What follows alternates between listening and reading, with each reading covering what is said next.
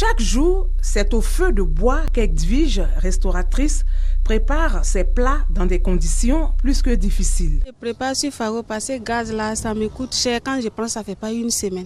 Ça finit. Donc ça ne m'arrange pas. Je préfère faire sur Faro. Faro aussi, c'est fatigant le feu là. Ça me fatigue. Quand j'ai fini, je sens fumer. Ça brûle mes yeux.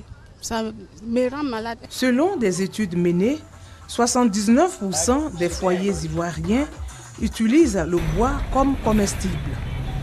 Selon l'Organisation mondiale de la santé, la pollution de l'air de la maison lors de la cuisson tue plus de 4 millions de personnes chaque année.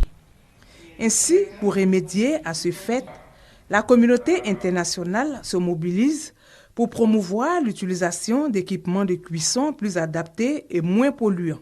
Pour fabriquer un cure de charbon, il faut brûler 7 kg de bois mort.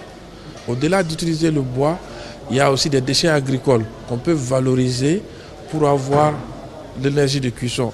Donc au lieu d'aller couper du bois, on peut utiliser les balles de riz, les coques d'arachide, les déchets du cacao, du café, du palmier.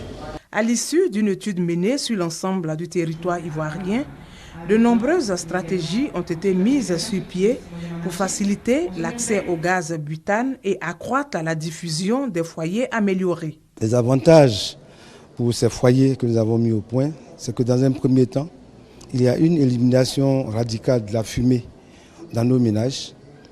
Il y a le fait que c'est des équipements accessibles, que ce soit abordable pour les ménages et surtout faire des économies.